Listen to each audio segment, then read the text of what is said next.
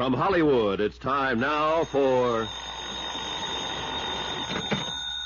Johnny Dollar. Your number's ringing now, Mr. Dollar. Oh, swell. Aimwell Agency. Aimwell Detectives? Yes. Who are you calling, please? Want to talk to Mr. Aimwell. My name's Johnny Dollar. This is Aimwell. I understand your agency's been looking for the Perling girl for about a year now. Oh, you do, huh? And who told you that? Mrs. Perling. I never heard of you, or her, or a girl. So long. This is the operator. Were you cut off, Mr. Dollar? I'll call them back. Never mind. Call me a cab, honey. I'll talk to them in person.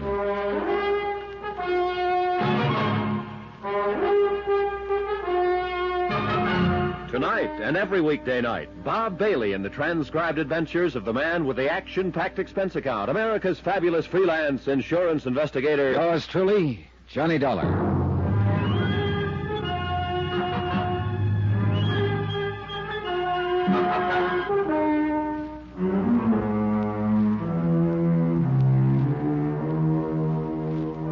Expense account submitted by Special Investigator Johnny Dollar to Eastern Liability and Trust Company, Hartford, Connecticut.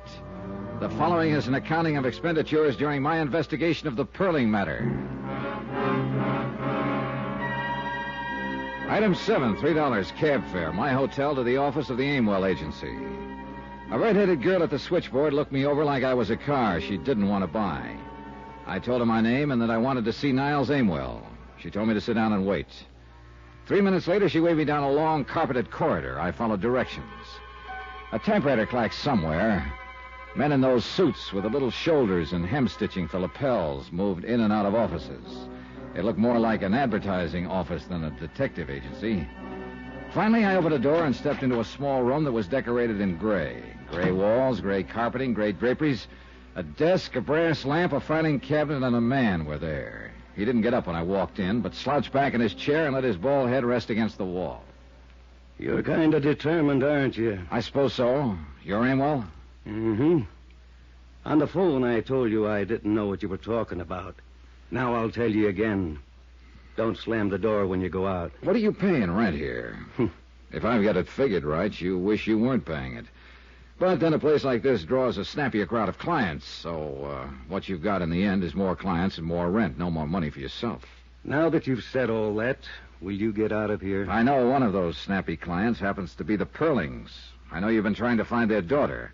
This is my ID. This is my license, bond, letter of authority from Eastern Liability.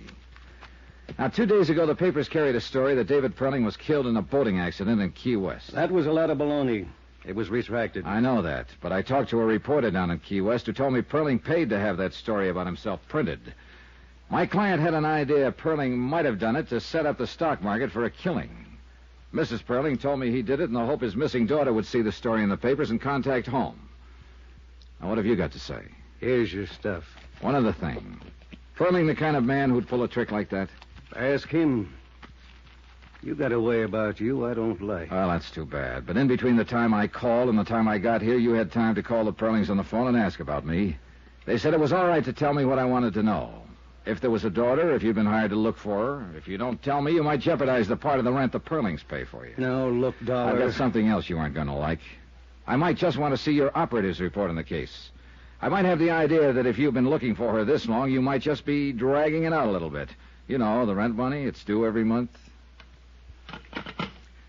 Get Mr. or Mrs. Perling on the phone right away. I hope they tell me to throw you out on your ear. Well, while we're waiting, let's get back to the questions. Where have you looked? What have you done? We pulled a case 11 months ago, almost to the day. The girl's 5'5", 114 pounds, no visible scars, no glasses. Black hair, brown eyes.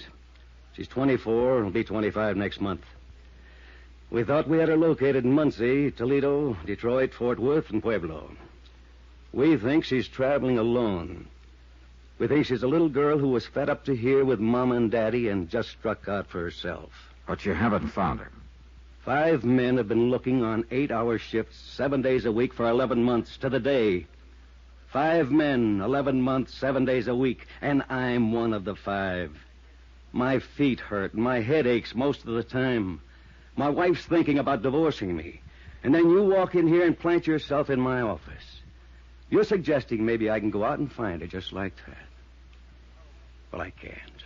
Nobody can. So I want you to know I kind of resent that remark about how I'm laying down on the job. And if you don't take it back, I'll have to cave in the side of the wall with you. What do you got to say, Dollar? I take it back, Mr. Ringwell. Sit down and have yourself a smoke. Hello? Well, hello, Mrs. Perling. Mr. Dollar's in my office now. Yes, I'll cooperate with him. Yes, Mrs. Perling, I understand. He explained it all to me. Yes, ma'am. The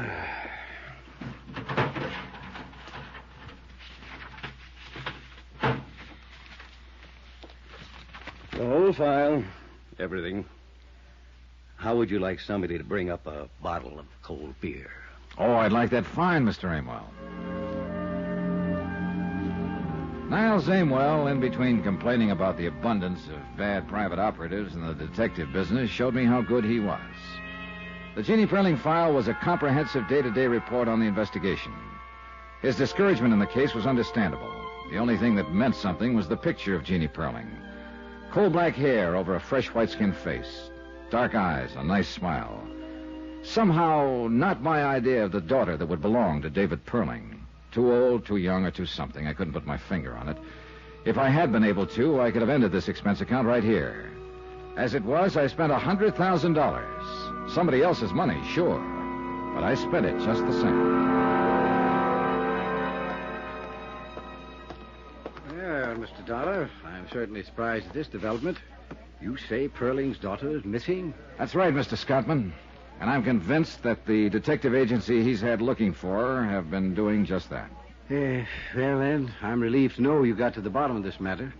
I'm sorry, of course, for Mr. and Mrs. Perling. But, as I say, relieved that there was no attempt at financial manipulation. I think then I can call you off the case. There is no case now. Nope, guess not.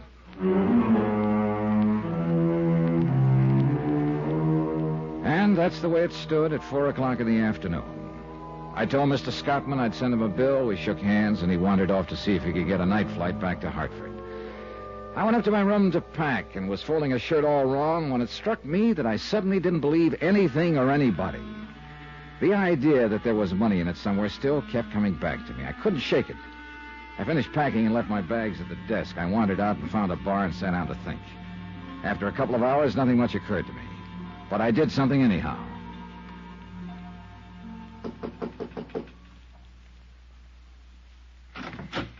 Oh, hello, Dollar. Hi. My plane doesn't leave until 11 o'clock. I haven't had dinner yet. I didn't come about dinner, Mr. Scottman. Oh, what is it? Well, how does this case strike you? Eh? A phony death report, a missing girl, a stock market manipulation that didn't come off. How does it strike you? Well, very neat, if that's a phrase I can use, Mr. Dollar. We had a question with serious implications to it. We have an answer now. That's what we wanted. But it's too neat. I'm not sure I know quite what you mean. Look, you first called me in because it was halfway in your mind that Perling's alleged death was for the purpose of making money on the market. Now, why did you think that? It was a possibility. But what else? What about Perling? What do you mean? Do you know him? Ever met him? Do you think he was capable of a thing like that? Not now. No. I have proof from you that wasn't his reason at all. But you thought so before you had that proof. You suspected it. Suppose I did, yes. Well, I didn't know him from a load of coal, but I always figured there's money in it somewhere. And I've met David Perling. He doesn't seem like the kind of man who'd worry about a grown daughter who didn't like him and ran away. Just didn't seem that way. Oh, here now. A detective agency working on the case, a story in the paper. But no police, Mr. Scottman. No bulletins. No 100% effort to find her. Why? I suppose you have a good point. I'm sure I have a good point, Mr. Scottman. Money's always a good point. But what money, how, why, I don't know. I can't answer those questions. I wish I could. If I could, I'd know that a man like Dave Perling was lying through his teeth if he told me he wanted his daughter back safe at home. I'd know why he was lying. I know I'm just talking and getting nowhere right now, but... Well, I thought I'd better tell you what was on my mind. Yes, well, you've certainly done that. Now what? That's up to you. Oh. Well, if you feel so strongly about this, I think then you should continue. I thought it was ended, but in view of the circumstances, continue. By all means, continue.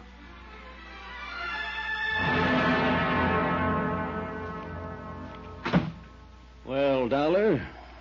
Well, you're working late. Yeah, I'd rather stay here than go home sometimes. Most of the time. Hey, well, we might be seeing quite a bit of each other. How did you know? Hmm? Perling told me to contact you. You're pretty cute, Dollar. Tell me why. You hardly ever run across a picture of a girl you'd like to look at as much as this Perling dame. Oh, I might have. You know, you kid me most of the time, and I'm an old slob who stands around with hardly any fast answers. But you aren't kidding me this time, Pally. You show it all over. If I walked in a place and I seen a girl as nice looking as this, and I had me business with her, I'd be the luckiest guy in the world. Now, there are women and there are women. But if that picture means anything, boy, she's a woman. And you want to meet her, right? Sure I want to meet her, but you're getting romantic. And if I saw but didn't have any business with her, just saw, I'd go take a walk around the block before I talked to anybody.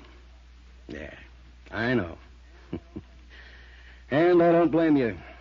You're a very lucky fella. You're going to see her. That's why Perling asked me to contact you. Huh? Here. Came in about an hour ago. One of our men located her. Where? She's in New Orleans. He handed me the wire, and I read it over. Then I looked at him, he looked at me. I didn't ask any questions. He didn't say a word. It was a wonderful make-believe world, but it really didn't exist. Too neat and too tidy. And we all know the world's full of bumps. Ever hear of Mount Everest?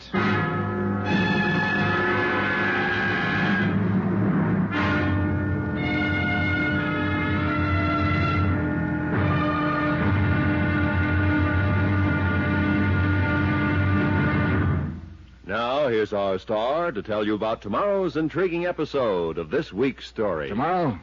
Well, once you get in on a joke, you do what they tell you. You go along with a gag. Join us, won't you? Yours truly, Johnny Dollar.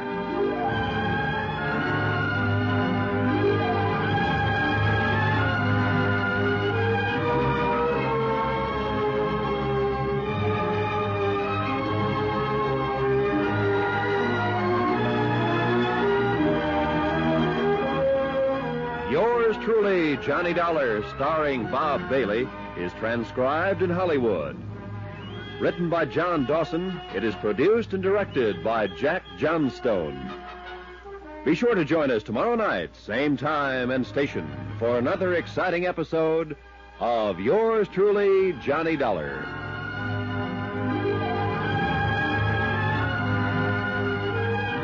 This is Roy Rowan speaking.